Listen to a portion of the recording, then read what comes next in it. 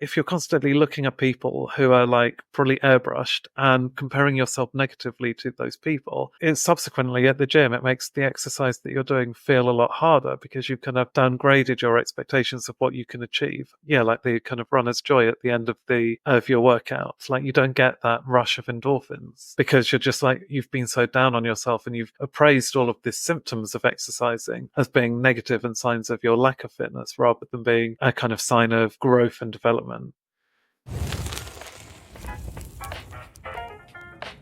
This week I'm sharing the third part of my conversation with David Robson, who is an award-winning science writer specializing in the extremes of the human brain, body, and behavior. Now, David previously worked as a features editor at The New Scientist and as a senior journalist at the BBC. He's the author of 3 awesome books, The Intelligence Trap, The Expectation Effect, and The Laws of Connections, which is releasing in June 2024. So in this third part of our conversation, you're going to hear us talking about the brain's influence on our physiology and how the things that we believe can change the way that we experience the world, not just mentally, but actually physically. So we talk about the mind and body connection. We talk about the cultural and psychological influences on our health. We talk about building mental resilience. We talk about stress management.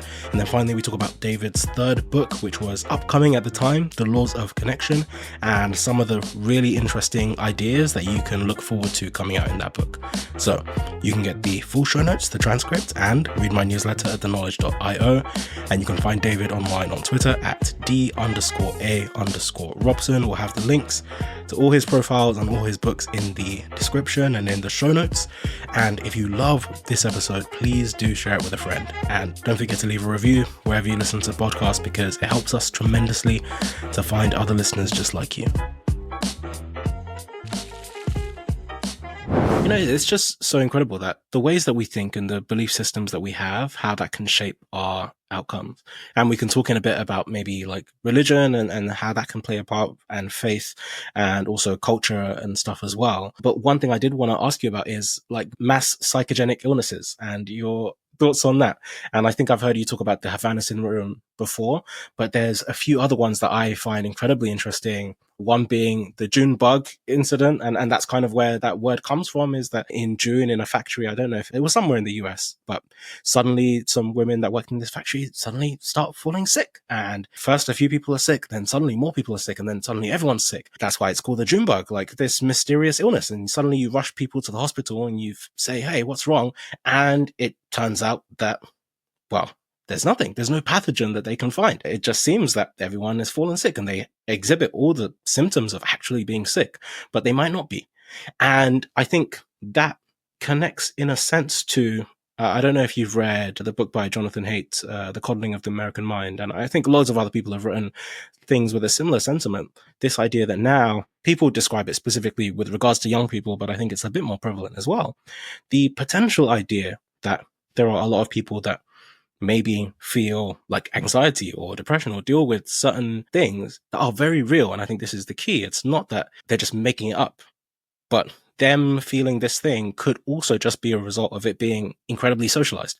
And when you see loads of other people going through something or feeling a particular thing, then suddenly you feel that way as well, especially if you're predisposed to think that that might be true. And I think the Havana syndrome is probably a decent example of it where, and you can explain the full story, but, you know, if you have a predisposition to think of something through a particular lens, and then suddenly you have an excuse of, oh, hey, what are these symptoms? Maybe it's related. And then suddenly your body can progress through all kinds of things just as a result. Yeah, absolutely. Havana syndrome is super controversial, so I am careful with how I talk about it. But I mean, because you just get such conflicting opinions from doctors. But essentially, you know, with these diplomats in Cuba who started developing these strange symptoms like dizziness, headaches, nausea, symptoms that happen to be very common in mass psychogenic illnesses, which we know can be created by expectation. Like, again, it's all mechanisms that we understand well for how the brain's expectations can shape our physiology and change the way we feel about our health. But anyway, soon like rumors started circulating that there was this kind of like, first of all, it was an acoustic weapon, then there was this idea it might be using electromagnetic radiation, some kind of mysterious weapon that was working at a distance to cause neurological damage to these diplomats. Now, no one has been able to identify that weapon. It's not even clear how that weapon would function. When they thought it was an acoustic weapon, someone made a tape recording which they thought would be able to reveal the source of it. When scientists did an acoustic check, however, and analyses of those recordings, they found it was actually just the sound of crickets outside. Like, there was no actual man-made sound that could be causing the symptoms. And so, lots of like very well-respected neurologists believe that this is what's called a psychogenic illness or a functional illness. And again, it's like the opposite of a placebo effect. It's when you expect to become ill, your brain can actually start to create those symptoms. Now, there's a lot of stigma around this. So you would see, senators who are, looking into these issues. They would be like, oh, it can't be like a mass psychogenic illness because these people are too smart to be faking it. Well, we know that when people suffer from a psychogenic illness, they're not faking the symptoms. The symptoms are very real, but there's something has gone wrong in the brain's predictions and simulations that's causing them to think there's a threat to their health when there isn't, and that's producing the symptoms. It's actually, I think it's very insulting to treat these psychogenic illnesses as, this kind of malingering or kind of made up illness, because it's actually, we saw the same stigma around mental health. And now I think we've moved beyond that with perceptions of depression or anxiety. But actually, even when you're suffering these other symptoms like dizziness or nausea or headaches that might be coming from a psychological cause, I don't think there should be any stigma around that as well. And, we see similar cases of mass psychogenic illnesses in so many different areas. You'll have like mass fainting fits when people have been vaccinated, for example.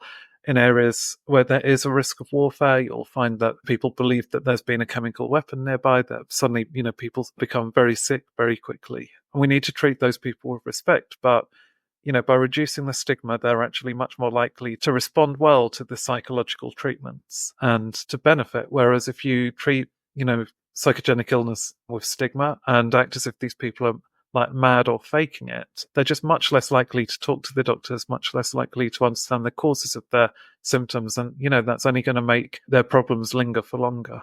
Yeah. And it's interesting how you can go up and down the spectrum on this because, okay, to double down on what you were saying, the symptoms are very much real. Like, this isn't related to psychogenic illnesses, but the one study that comes to mind is a Japanese study where they got some people that were allergic to poison ivy, and they got them to put both of their hands out, and then on one hand they rubbed the poison ivy and on the other hand they rubbed just a harmless leaf, and they switched hands for some people. And the people that were allergic start reacting. They have the actual reaction that they have to poison ivy, but to a harmless leaf.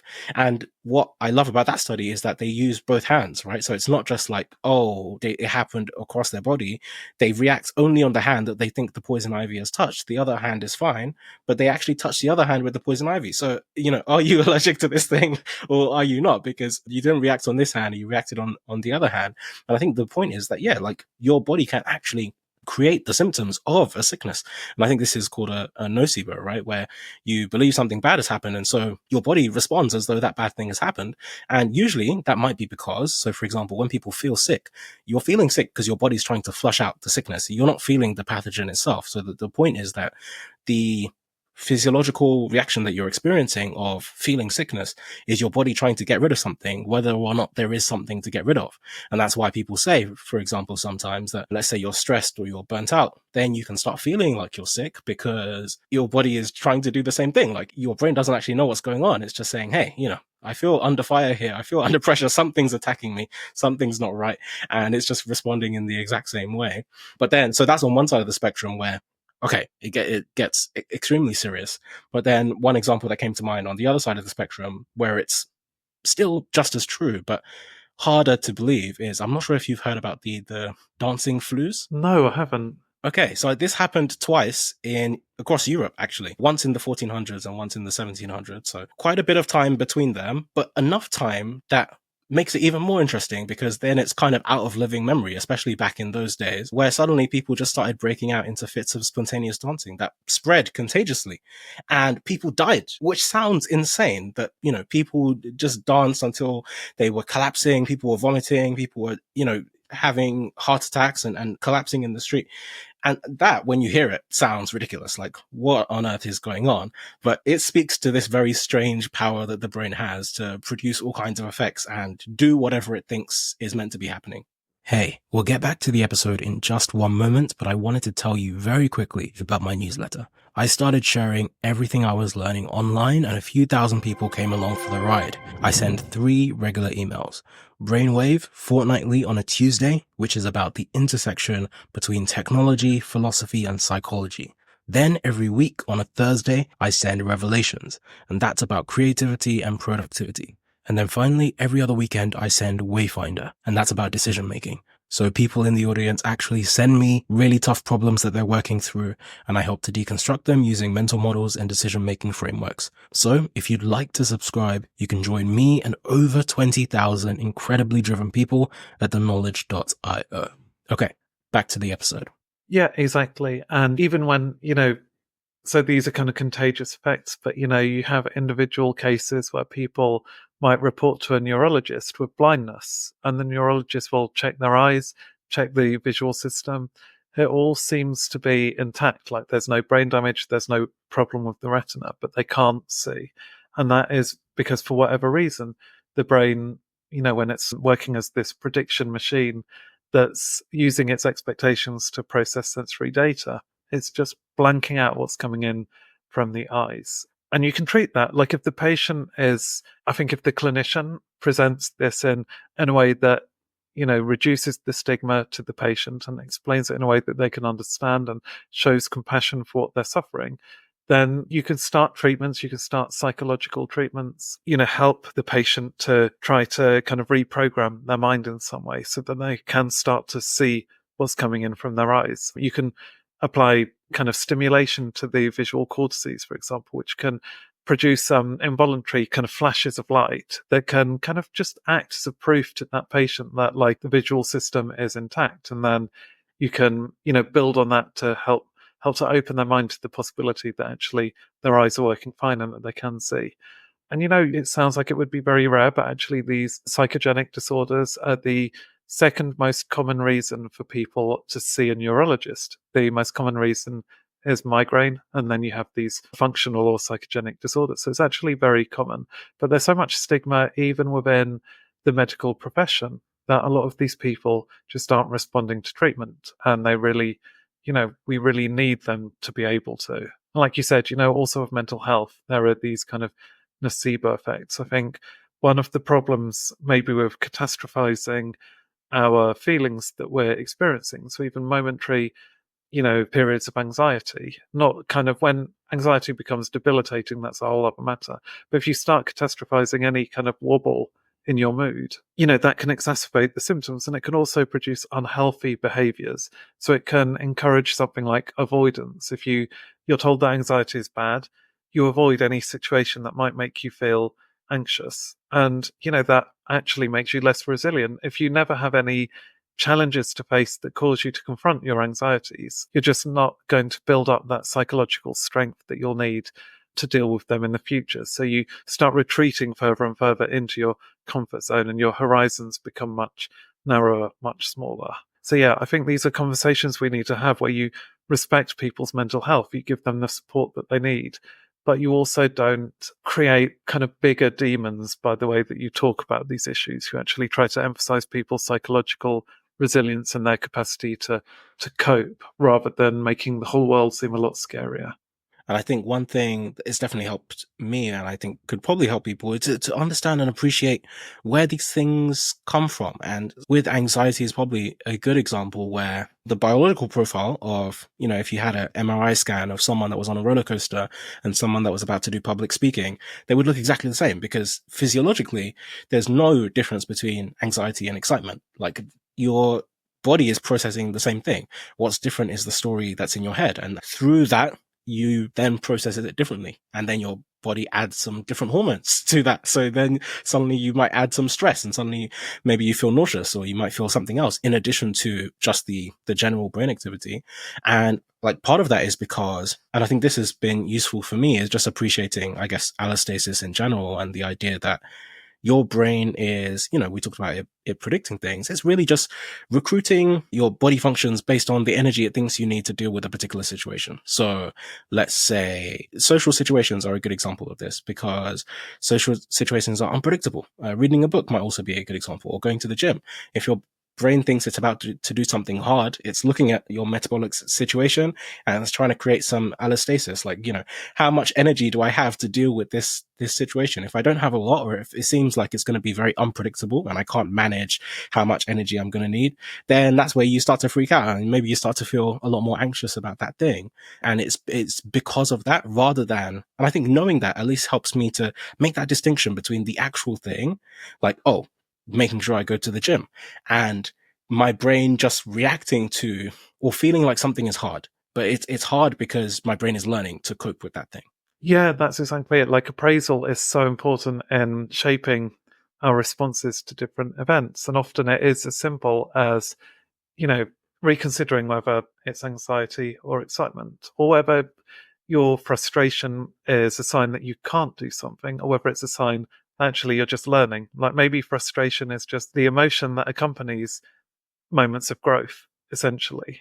And yet, so there's just tons of evidence looking at this. And I think like our society hasn't helped because, we've been told that like stress and feeling stressed is really bad for us. It's inherently dangerous, that we have to avoid it. But actually, we often hear about the fight or flight responses if that's the only way you can deal with stress. But we would be ineffective human beings if the stress response wasn't really finely calibrated. So it's much more like a spectrum. If you're really in danger, like the fight or flight response makes total sense to, flee a predator. But actually, in the ancestral situation, if you're hunting, you don't need to kind of respond in such an extreme way. Today, if you're giving a talk, you don't need to respond that way. You can feel a little bit stressed, which can be beneficial. It can keep you on your toes. It can make sure that you're focused. It can stop you being kind of too drowsy or boring in front of your audience. But it also doesn't have to mean that you're going into this kind of full-blown panic attack. And so just educating people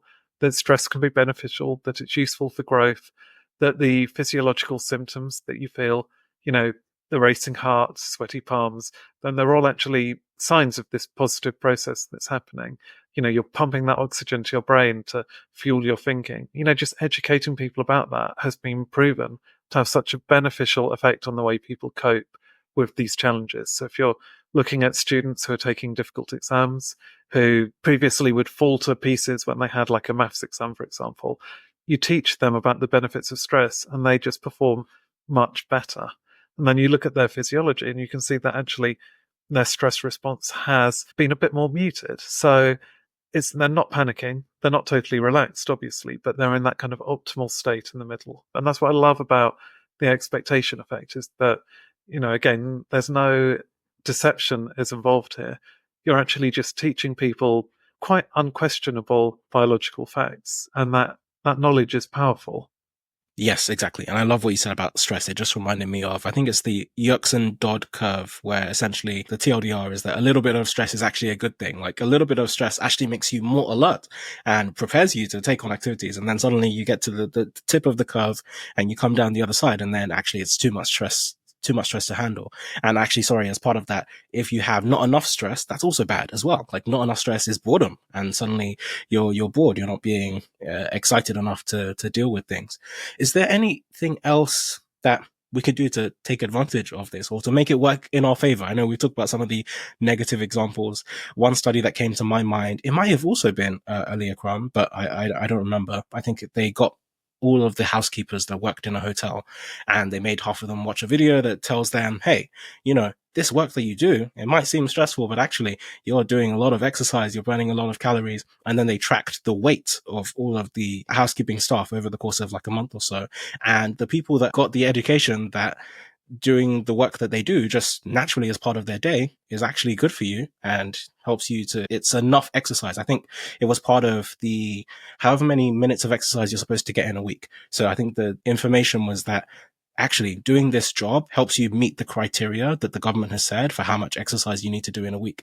And all of them lost weight after, when you come back and look at them after a month or so, because they believe that, hey, this work that I do every day, they don't have to change anything else about their lives, but just knowing that this work that I do is actually good exercise suddenly has some robust impact. Yeah, exactly. I mean, that's one of my favorite studies. And, yeah, because they saw a bit of weight loss, but even more importantly, I think they saw changes in their blood pressure. So it went down from being kind of a problematic level to being kind of within the healthy range. And again, it was just changing their interpretation of their work from something that seemed like, I mean, I don't want to speak for these cleaners, but I think they were interpreting it as something kind of boring, drudgery, something they didn't really appreciate. Like, it was good to get the bill, to pay the bills, but it wasn't something that they saw as being important for their kind of personal lives and their health. And Alia just told them the facts. It's absolutely scientifically correct that actually, doing the hoovering, moving the furniture, cleaning the bathrooms,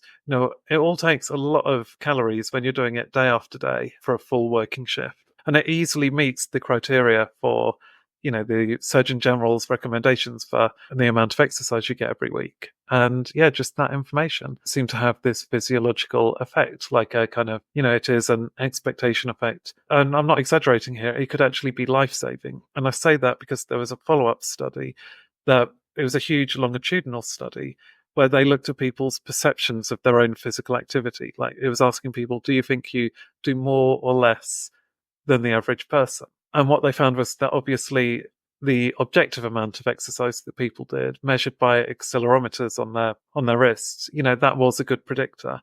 But then on top of that, their subjective perceptions, just whether they thought they were more or less active than the average person, had an independent effect on their risk of mortality over the next decade. And so that seems very profound to me, but we see that repeated multiple times again with people's perceptions of stress. It doesn't seem to matter how stressed they are, but if they see that stress as being good compared to being bad and dangerous, they're less likely to suffer from cardiovascular disease over the next few years. And it's just because of this mind-body connection and potentially being able to appraise the challenges in life in a way that produces an optimum healthy stress response, rather than having that negative, catastrophic stress response that's actually going to cause more wear and tear and damage to your organs. Yeah, I think that's so interesting what you mentioned there. Just this idea that it's not necessarily about exactly how stressed you are or, let's say how much sleep you got or anything like that, but more about how you interpret that. And then your body responds to your interpretation of that thing. So I think that's really interesting. And actually not just how, like, your interpretation of it, but also your interpretation of it in relation to other people as well. Because I think you mentioned that aspect as well, where it's like, do you think that the amount of exercise you're getting is more or less than the average person? And if you think, oh, actually, I'm healthier than average, then you can exhibit some behaviors that correlate with that rather than vice versa. So I think that's really interesting as well. Yeah, totally. I mean, they say that social comparison is the thief of joy, but actually, I think it's also potentially damaging to our mental health and well-being and our physical health. And you can see this in people at the gym. If they look at those Fitspiration, images on Instagram, if you're constantly looking at people who are like, probably airbrushed and comparing yourself negatively to those people, it's subsequently at the gym, it makes the exercise that you're doing feel a lot harder because you kind of downgraded your expectations of what you can achieve. Yeah, like the kind of runner's joy at the end of your workouts. Like, you don't get that rush of endorphins because you're just like, you've been so down on yourself and you've appraised all of these symptoms of exercising as being negative and signs of your lack of fitness rather than being a kind of sign of growth and development. So it's, really fundamentally important, I think, in all of these expectation effects, that we focus on our own trajectory, our own growth, improving day by day, rather than constantly trying to look at other people and finding ourselves wanting in comparison. Okay, amazing. Before I let you go, and thank you for allowing me to take up so much of your time, I just wanted to ask you about your third book. So it is The Laws of Connection, Yeah, correct? yeah, and it's out on the Okay. 6th of June. So in the UK, it's called The Laws of Connection, 13 Social Strategies That Will Improve Your Life. And it's really an extension almost of the expectation effect, but in a completely different domain. And it's really looking at all of the kind of psychological barriers that we have to forming deep relationships with people. And what the social psychology has shown us is often we have, really kind of flawed intuitions of how good we are at keeping relationships going or even kind of striking up conversations in the first place. We assume that it's going to be super awkward to talk to someone new. We think that, like, even once we've spoken to them, even if we had a good conversation with them, we tend to underestimate how much they liked us. So we don't then make the effort to kind of to meet up again in the future because we assume they wouldn't want to. We underestimate the importance of compliments. We don't think the other person's going to value them as much. We think we might come across as, a bit kind of ingratiating.